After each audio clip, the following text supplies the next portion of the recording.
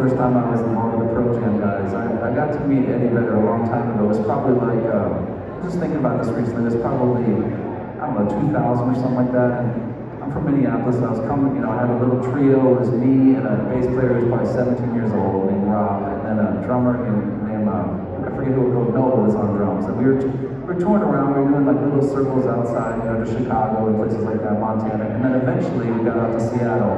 And we were so excited to play Seattle because, it's like we grew up on Pro Jam and Nirvana and Soundgarden and everything. And so we're playing this place called the Showbox, which is the quintessential, grunge rock club. It's like the First Avenue of Seattle.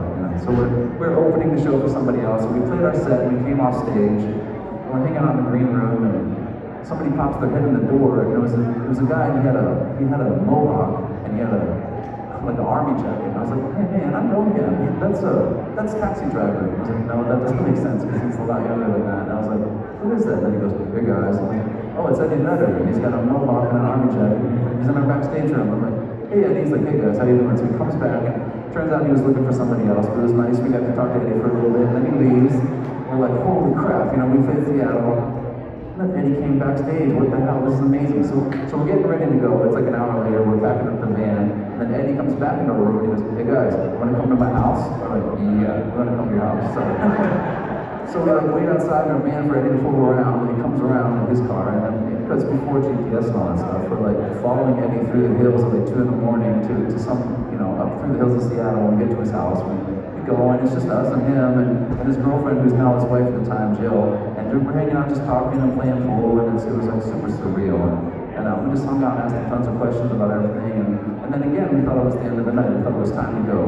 So we're leaving when the Clank City, and all these people started showing up. It turned into like kind of a party, and we're like, okay, that was fun. We had you for a few minutes by ourselves, and it was so fun. So thanks a lot. And then he comes back out to the van and goes, hey guys, you want to go to my other house? We're like, yeah.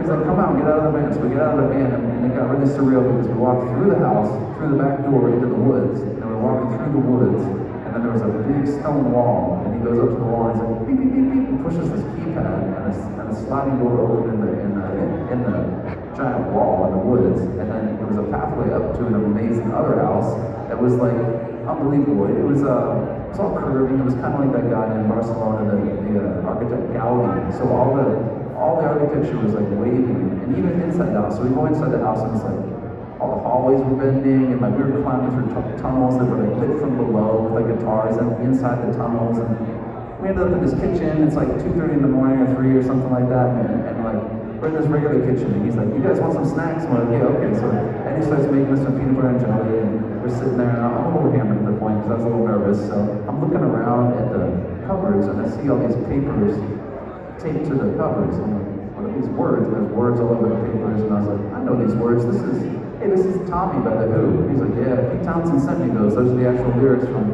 Tommy. And it's like, oh, okay. And I looked down, and there's a guitar laying on the kitchen floor, and I was like, that's a really nice guitar. And he's like, yeah, that's the guitar Pete Townsend wrote Tommy on too. And I was like, okay, cool. So it just kept getting weirder and weirder, and then we were going up through these floors, and we end up on the roof. And it's like looking out over the sound, this is so beautiful, and Eddie's peeing off the roof. I'm like, I'm gonna pee off the roof with Eddie right now, this is amazing. So I'm peeing off the roof with Eddie, I'm like, this doesn't get any better than this, I'm like early 20s, like. And then my bass player is 17, is back inside the house, and I hear him yell, he goes, hey Eddie, and I was like, yeah, and he's like, what's this couch that looks like lips?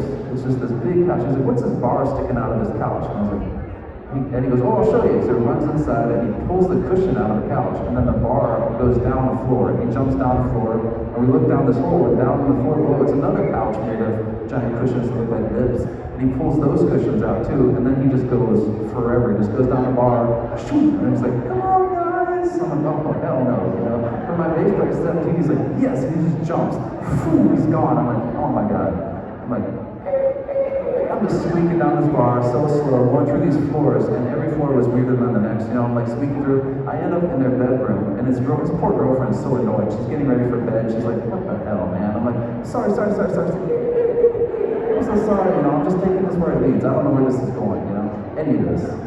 So we get down, and of course we land in this giant basement full of like giant, foam, I guess. And we poof into this foam, and Eddie's playing the drums in the corner, and then Rob's playing the bass, and I'm like, oh god, okay, what's going on? And then Ed goes, hey, do you guys want to see a tiny little version of me? And I was like, shit, I know you're rich. Do you really have a tiny little you know? And he's like, check this out. So it was even weirder than a real him. It was a little tiny, little whittled Eddie, you know, his tiny little wooden him. And he put him in the corner.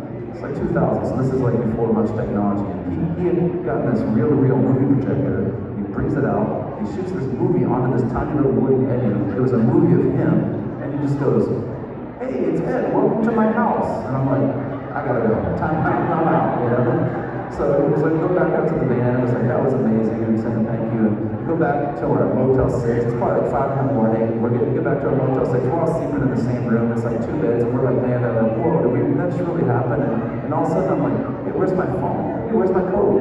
Oh shit. And then Noah's like, you left your phone and your code at Eddie's house. I'm like, oh no. And then we had to leave at 7:30 in the morning. It's 5 a.m. I'm like, do I call him? I need my phone. So I called him and I was like, sorry dude, can we swing by in the morning, maybe like 7 o'clock or 7:30 to get my phone? He's like, all right. So we had to go back. I went up to the wall, I had to push the intercom thing, and this poor girlfriend answered. She's like, hello, I'm sorry again, I'm sorry. You know, it's Mason, I forgot my phone and my code. So Eddie comes down, we go to the first house. To my defense, I didn't know there was going to be a second house. If I did, I would have taken my code and my phone, and I thought we'd probably go back through the first house, but we didn't. So he gave me my code, my phone, we got back in the van, and then he runs out to the van after that and goes, hey man, you need something for the drive. And he pulls out this stocking cap that went down here and had holes where the eyes were, and just said, Pearl Jam. You better believe I wore that for the next 20 years.